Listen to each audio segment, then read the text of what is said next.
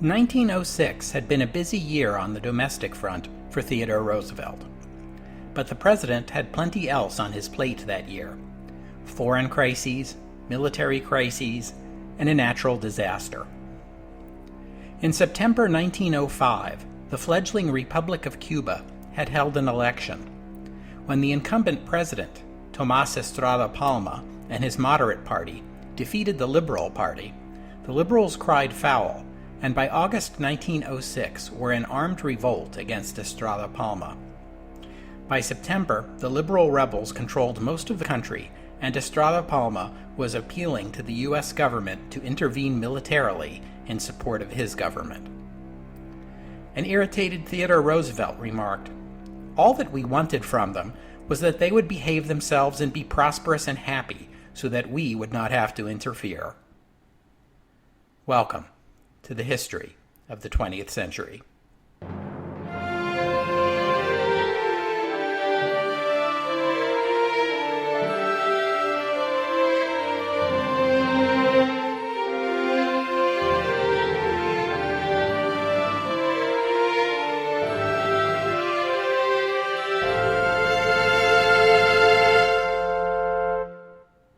Episode 43. Carry a Big Stick. U.S. military intervention in Central America was becoming routine. Responding to instability in the Dominican Republic, U.S. Marines had landed in 1903 and 1904. The introduction of the banana into the United States in the late 19th century led to a booming demand, and the American corporations United Fruit and Standard Fruit had substantial investment in Central America, particularly in the nation of Honduras, where dependence on the banana trade became a source of government instability and provoked foreign intervention. In 1904, the American writer William Sidney Porter, who wrote under the pen name O. Henry, would coin the term banana republic to describe a fictional Central American nation modeled on Honduras. And then there was Cuba. As you may recall from episode 21, the United States had imposed upon Cuba a treaty provision that gave the U.S. permission to intervene militarily in Cuba if Cuba proved unable to maintain an adequate government. The embattled Cuban president was now asking the United States to invoke that provision to keep him in power. But Roosevelt smelled a rat and wasn't convinced that sending troops was desirable or that Estrada Palma was the victim. He chose instead to send his Secretary of War, William Howard Taft, and an Assistant Secretary of State to Havana in an effort to broker an agreement between the liberals and the moderates. Before leaving the country, Secretary Taft consulted with the Judge Advocate General of the War Department on the question of whether the administration had the authority to order U.S. troops into Cuba on its own, or if such a move would require congressional authorization. The Judge Advocate General said he thought Roosevelt had the authority to move on his own, but Taft wasn't satisfied. He suggested to Roosevelt that the president request an opinion from the Attorney General. Roosevelt refused. "I should not dream of asking the permission of Congress," said Roosevelt. "It is for the enormous interest of this government to strengthen and give independence to the executive in dealing with foreign powers.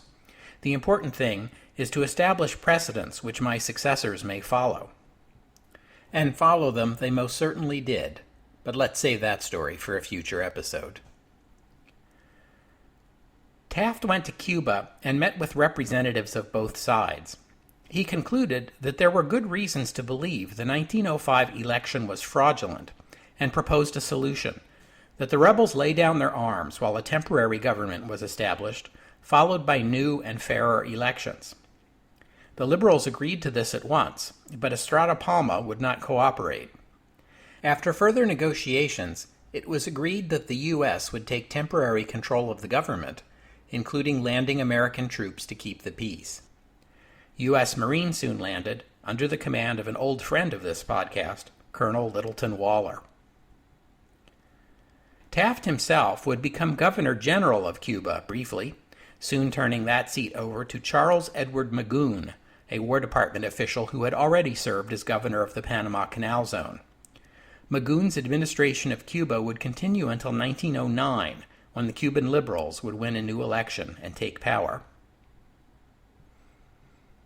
On a side note, I can recall being told in my youth that Charles Edward Magoon was the inspiration for the cartoon character Mr. Magoo. I can't remember anymore where I heard this. It was back in the days when Mr. Magoo was a much bigger cartoon character than he is today. But I checked with my good friend the Internet, and the Internet doesn't seem to know anything about this, not even as a myth to be debunked. Since the Internet is usually all over stuff like this, I guess it's not even a widespread myth. But I'm pretty sure it is a myth, because I can't find any evidence that the real-life Charles Edward Magoon either A, had a vision impairment, or B, was a complete idiot. So there it is. And speaking of Taft, now that the prospect of the presidency was dangling in front of him, his longtime dream of sitting on the Supreme Court was now less appealing. Roosevelt offered him a seat on the Supreme Court again in 1906, and again he turned it down.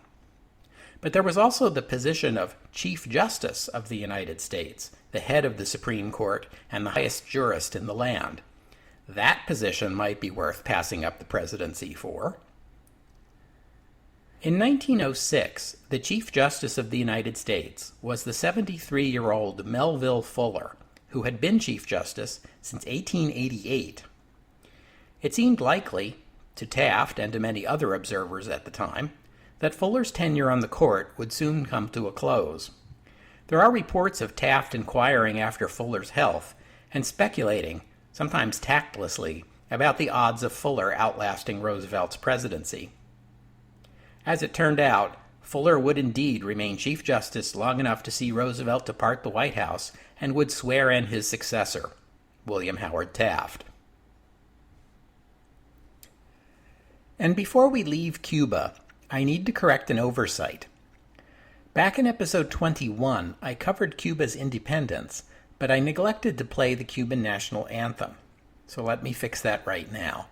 The Cuban national anthem is El Himno de Bayamo, the Bayamo anthem, and it was composed in 1867 during an uprising against the Spanish. The composer, Perucho Figueiredo, was himself captured by the Spanish and executed by firing squad 2 years later. It is said that just before the squad fired, Figueiredo cried out, "To die for the homeland is to live," which is a line from his song. When Cuba became independent in 1902, the Bayamo anthem was designated as the national anthem of Cuba, and it has remained so ever since.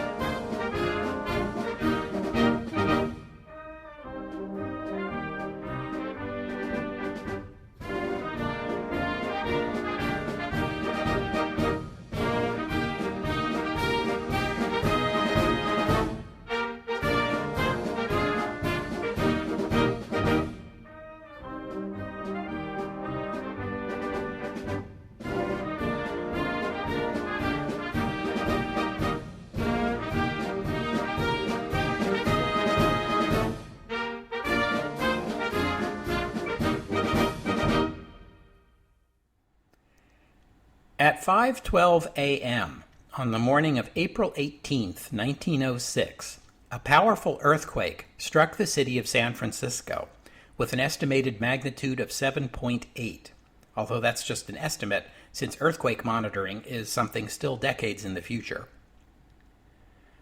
At the time the earthquake struck, San Francisco was the largest city on the west coast of North America. It styled itself the Gateway to the Pacific, as it was America's largest and busiest Pacific port. The quake changed everything. The death and damage caused by the 40 seconds of violent tremors was bad enough, but afterward there were the fires. Gas mains had broken all over the city, and the fires burned for days, destroying tens of thousands of buildings and leaving hundreds of thousands of San Franciscans homeless.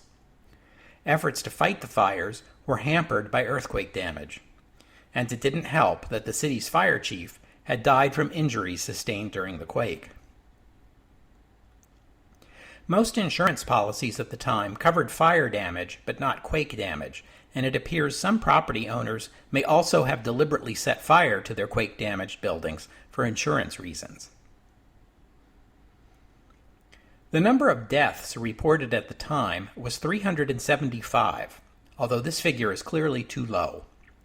Many deaths of ethnic Chinese and Japanese living in the city appear to have gone uncounted, and there was probably a desire among city leaders to minimize the impact of the earthquake.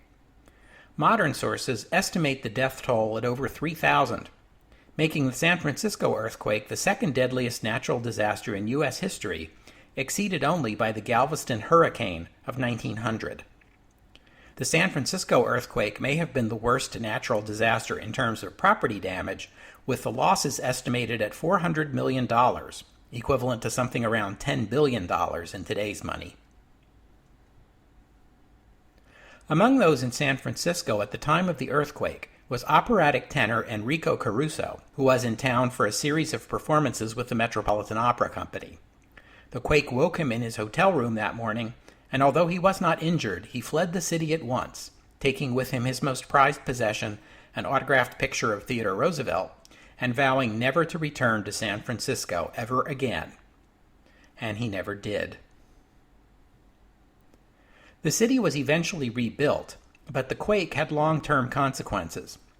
It was probably a factor in the city of Los Angeles overtaking San Francisco in population and trade. Some historians point to the quake as a factor contributing to the economic downturn the U.S. experienced in 1907. And some blame the quake for a rise in hostility against Asian Americans. Chinese people began immigrating to the United States, mostly to California, at the time of the gold rush. San Francisco in particular had, and still has, a large Chinese American community. By the 1870s, there was a great deal of hostility toward Asians among white Californians. In 1882, the Chinese Exclusion Act was passed, which basically barred Chinese immigrants from American soil and barred Chinese already resident in the U.S. from becoming citizens. The act was renewed in 1892 and made permanent in 1902. Under this law, not only were Chinese singled out as the only racial or ethnic group entirely prohibited from entering the United States, but even Chinese already legally resident in the U.S., even citizens, found it difficult to leave the U.S. temporarily, say to visit relatives in China, because they ran a risk of not being permitted to re-enter the United States upon their return. San Francisco City Hall was destroyed in the 1906 earthquake and many records lost. After the quake, many Chinese residents of San Francisco stepped up and claimed U.S. citizenship based on birth or familial relationships that could no longer be verified since the records were gone. No one knows how many Chinese residents in San Francisco managed to finagle U.S. citizenship because of the earthquake. There were also lots of Japanese immigrants coming into California at this time, and because of the rising power of Japan, the U.S. government strove to maintain cordial relations with that country, and so no comparable exclusions had been enacted against the Japanese. San Francisco thus was also developing a Japanese and a Japanese-American community. Perhaps the earthquake and the fires and the struggles San Francisco had in the aftermath had something to do with increased hostility toward the Japanese community. The San Francisco Board of Education already had segregated schools for the ethnic Chinese students, and in October 1906, the board decided that its 93 ethnic Japanese students should be moved from the white schools to the Chinese school. As the board put it, to save white children being affected by association with pupils of the Mongolian race. Newspapers in Japan quickly picked up on this story, condemning the move as an insult to their country.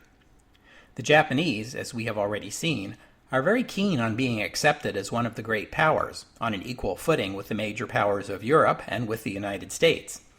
The Japanese government, therefore, stridently opposed any form of racial discrimination against ethnic Japanese.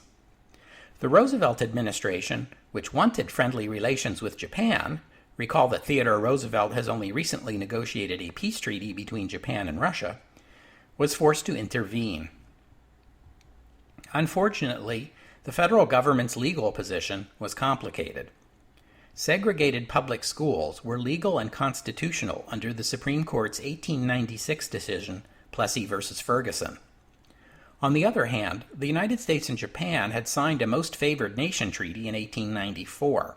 One of the provisions of that treaty was that citizens of each nation should have full legal rights in the other nation. That would imply that at least the children of Japanese citizens living in San Francisco had the right to be treated the same as white children. In his 1906 State of the Union message, Theodore Roosevelt wrote, "We have as much to learn from Japan as Japan has to learn from us, and no nation is fit to teach unless it is also willing to learn. Throughout Japan, Americans are well treated, and any failure on the part of Americans at home to treat the Japanese with a like courtesy and consideration is by just so much a confession of inferiority in our civilization."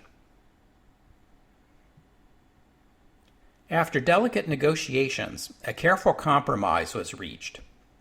Since white Californians were primarily concerned about Japanese immigration, the Board of Education agreed to admit Japanese students into the regular schools, in return for an informal commitment from Japan no longer to permit the emigration of unskilled Japanese laborers to the United States, an arrangement that history knows as the Gentleman's Agreement.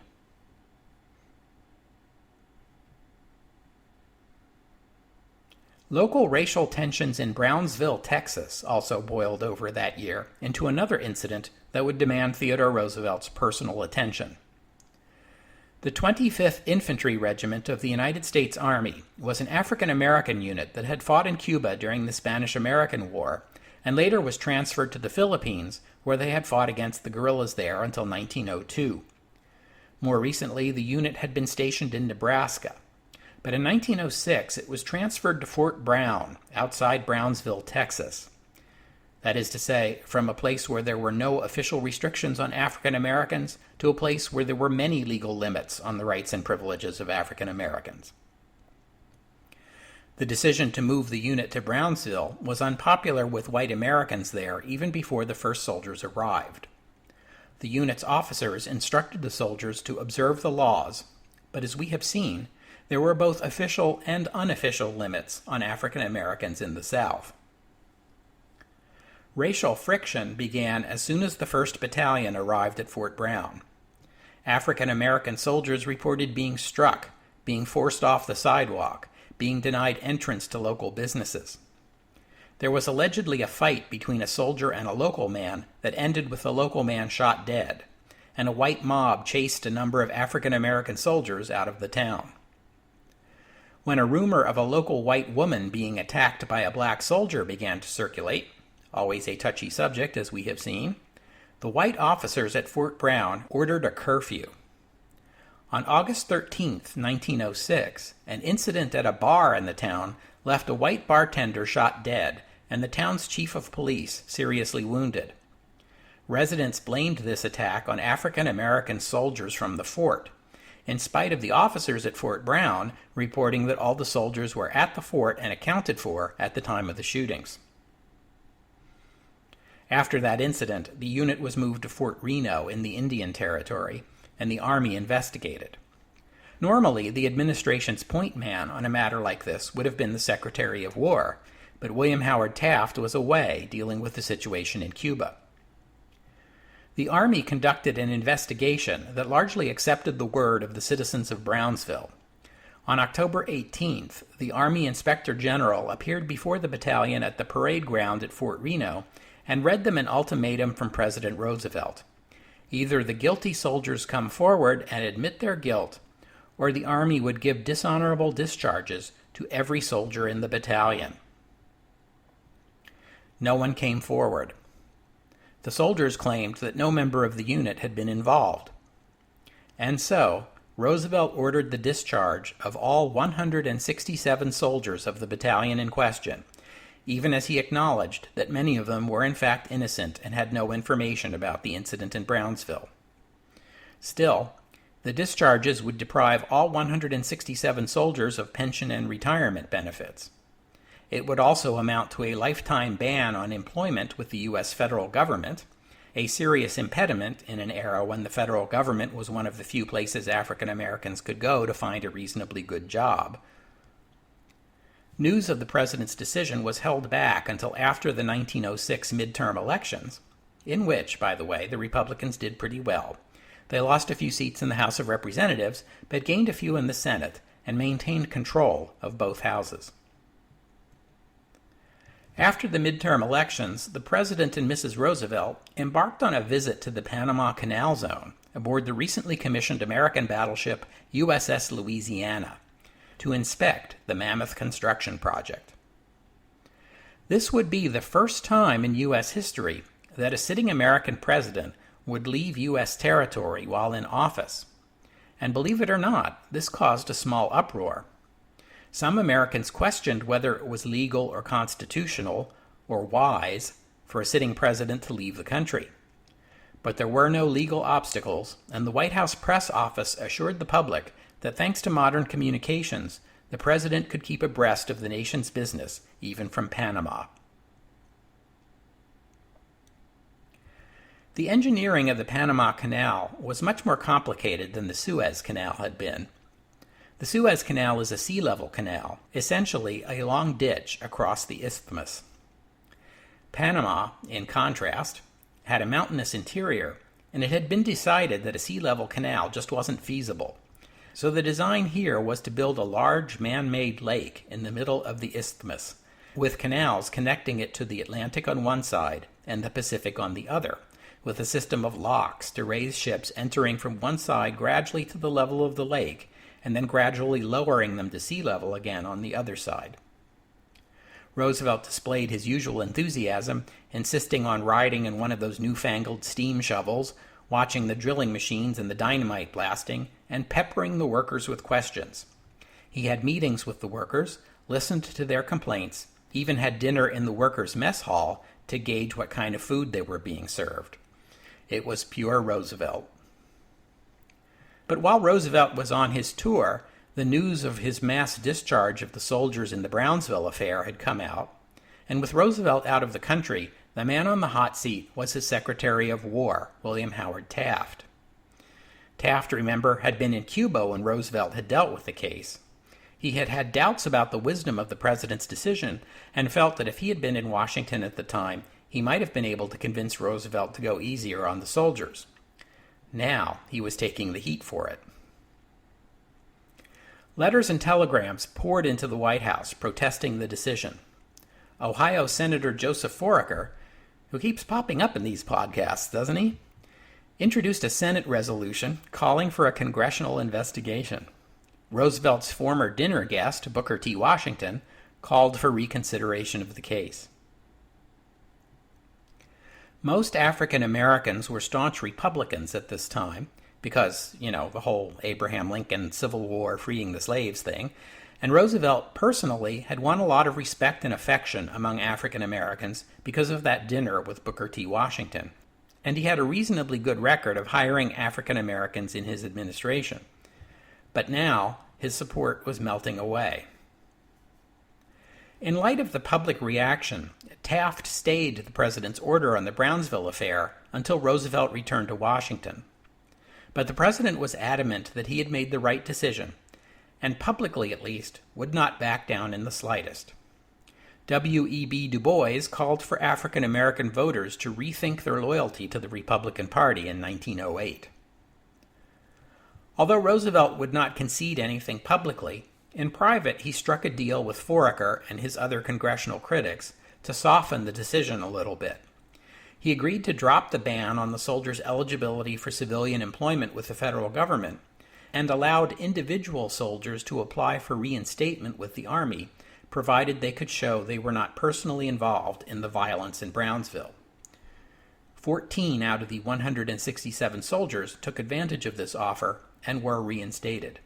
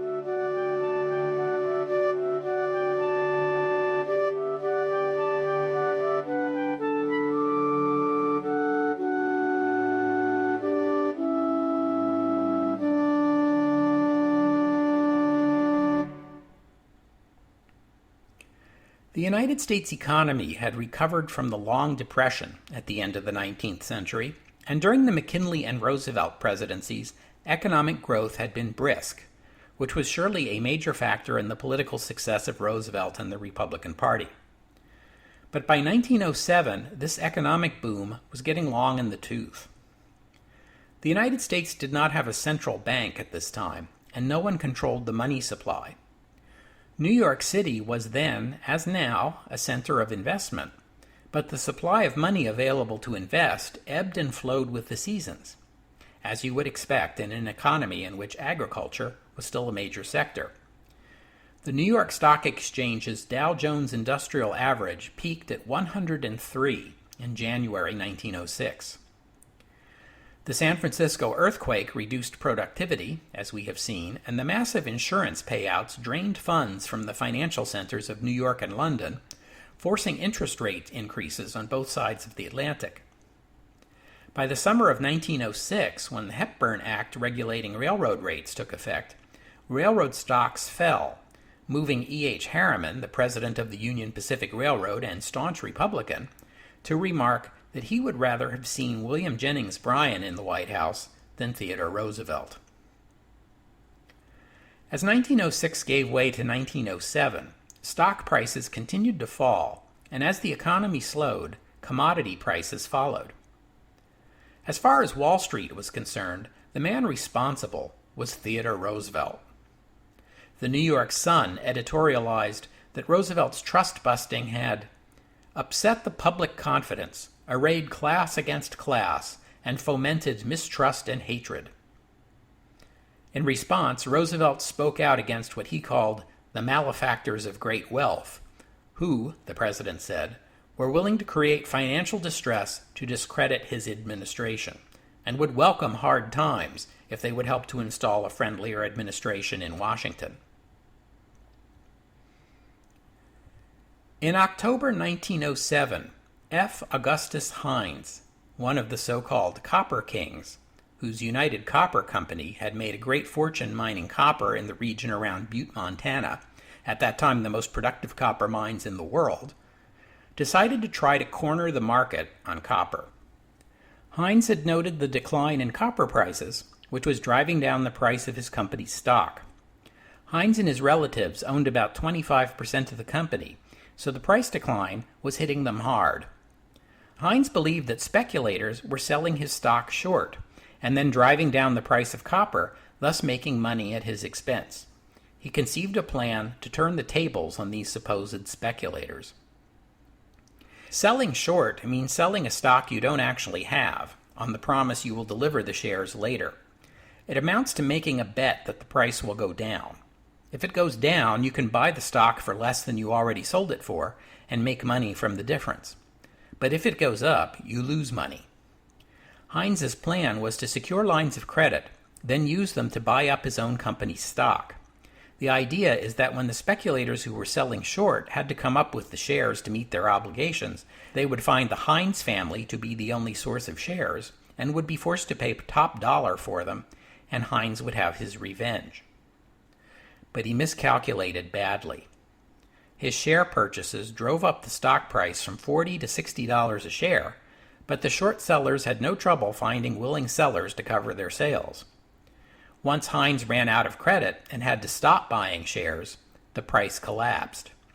Then Montana banks that held United Copper shares as collateral collapsed. Runs began on New York banks associated with Heinz and suspected of having lost money along with him. One of these banks, the Knickerbocker Trust Company, one of the most respected investment banks in New York, was known to have participated in Heinz's scheme, and the bank president shot and killed himself. With the demand for cash soaring, interest rates rose as high as 70%, and stock prices collapsed.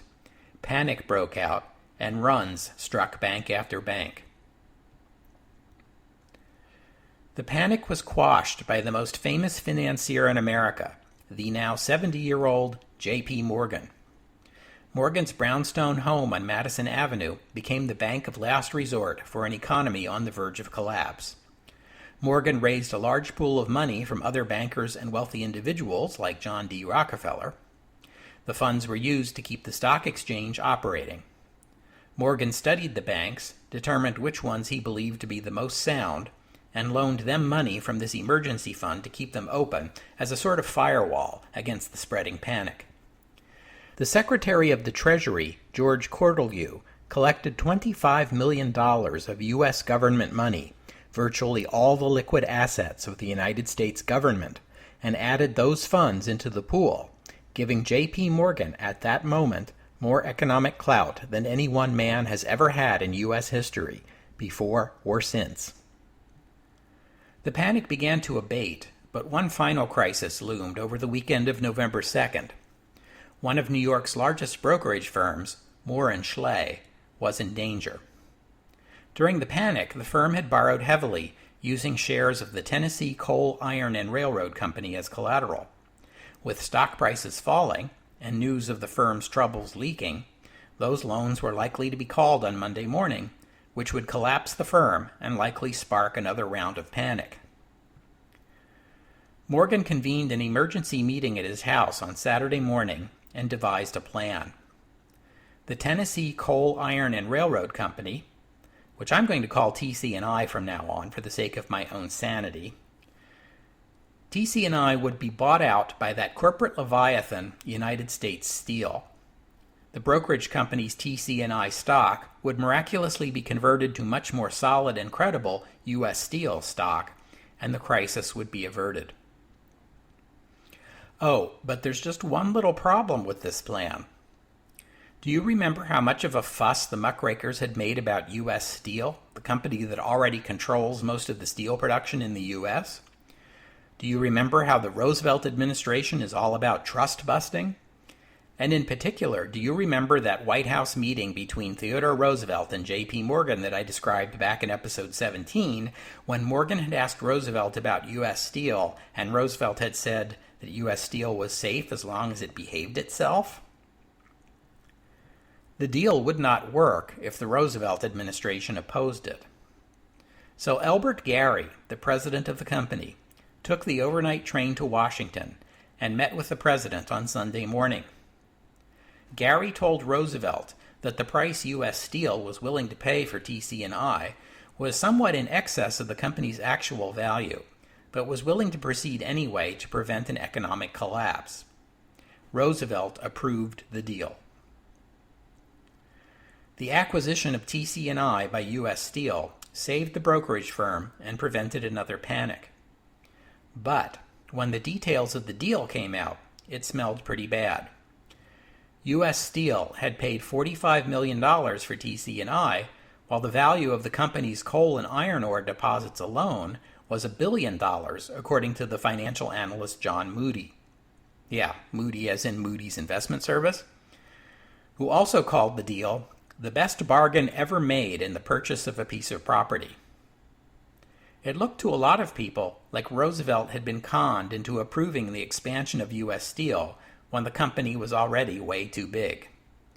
This will have consequences. But for now, the panic is over, although the economic downturn is not. and the New York financial world would continue to blame the weak economy on Theodore Roosevelt. There had now been 3 major and 3 minor panics in the financial sector since the Civil War, about one every 7 years. The news that everyone, including the U.S. government, had put all their resources and trust into one man, now 70 years old, to save the economy, was a little disturbing. Even if you thought of J.P. Morgan as a hero, and not as a manipulative villain, there was no assurance there would be a J.P. Morgan available the next time some stock speculator crashed the economy. In 1908, Congress would create the National Monetary Commission to investigate the panic and make recommendations for legislative reforms. The commission would study the banking industry in Europe and conclude that what the United States needed was a national reserve bank to protect and preserve credit by acting as a lender of last resort.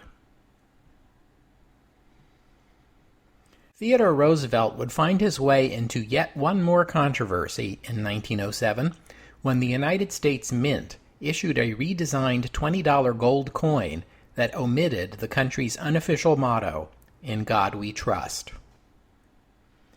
Now, the phrase, "In God We Trust," began appearing on some U.S. coins during the Civil War, apparently a claim of divine support for the United States, not unlike the motto, "Gott mit uns," God is with us, that Imperial Germany was putting on some of its coins at this same time. The motto, "In God We Trust," apparently derives from a line of Francis Scott Key's poem, The Star-Spangled Banner, and this be our motto, "In God is our trust." Anyway, in 1907, some, but not all, U.S. coins and no U.S. paper currency bore this motto. The $20 coin was one of the coins that did have the motto, but when a redesigned coin was issued, the motto was dropped. Many Americans protested, and Roosevelt defended the decision by noting there was no legal requirement to include the motto, and expressed his own opinion that to put these words on coins was something close to sacrilege, more likely to inspire jokes than reverence. "In all my life," Roosevelt wrote, "I have never heard any human being speak reverently of this motto on the coins or show any sign of it having appealed to any high emotion in him, but I have literally, hundreds of times, heard it used as an occasion of an incitement to sneering ridicule." I guess he saw one too many of those signs that say, "In God we trust, all others pay cash." In response to the outcry, Congress passed legislation requiring that the motto remain on any denomination of coin where it had appeared in the past. And so it came back to the $20 coin. In 1909, "In God We Trust" arrived on the newly designed penny. Then the dime in 1916, and the last coin, the nickel, in 1938. In 1956, Congress designated "In God We Trust" the official motto of the United States, and mandated that it appear on U.S. paper currency, and it began to show up on folding money in 1957. And in December 1907, Roosevelt sent a squadron of 16 battleships from the United States Navy's Atlantic Fleet on a goodwill tour around the world. Because U.S. ships were painted white in peacetime during this era for the sake of visibility, this collection of ships came to be called the Great White Fleet. We've already seen that it is a serious logistical challenge to dispatch coal-powered battleships over intercontinental distances. For the United States to send such a powerful force around the world sent an unmistakable message. America is now a global power. It also gave the Navy valuable experience in solving the logistic and navigation problems inherent in such a huge undertaking. Roosevelt was determined that if the U.S. Navy were ever called upon to dispatch ships to a remote corner of the world, as the Russian Navy had been called upon to do during the war with Japan, that the Americans would be ready. Because there was no, canal across Central America yet, the Great White Fleet, beginning from Virginia, visited Trinidad and Rio de Janeiro, then sailed through the Strait of Magellan and around South America, stopping at Chile, Peru, and Mexico, then on to the U.S. West Coast, then to Honolulu, New Zealand, Australia, the Philippines, Japan, Ceylon, the Suez Canal, Sicily, where the fleet stopped to provide earthquake relief, Naples, Gibraltar, and then back to Virginia. The voyage was 43,000 nautical miles over 14 months, and the Great White Fleet visited every continent except Antarctica. Upon the fleet's return to Virginia on February 22, 1909, it was greeted by Roosevelt himself, now in the final weeks of his presidency. He would leave office on March 4th.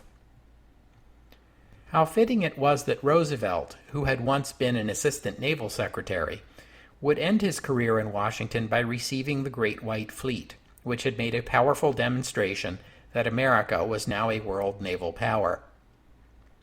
Roosevelt, during his presidency, had also made a powerful demonstration of how much a committed and activist U.S. president can accomplish in an era of rising American military power, with or without the cooperation of the U.S. Congress. Future generations would speak of an imperial presidency.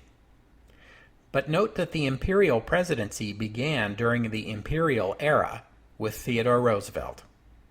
Love him or hate him, you can't deny he was one of the most influential men ever to hold the office, and everyone in the world is still feeling the impact of Theodore Roosevelt's presidency to this day.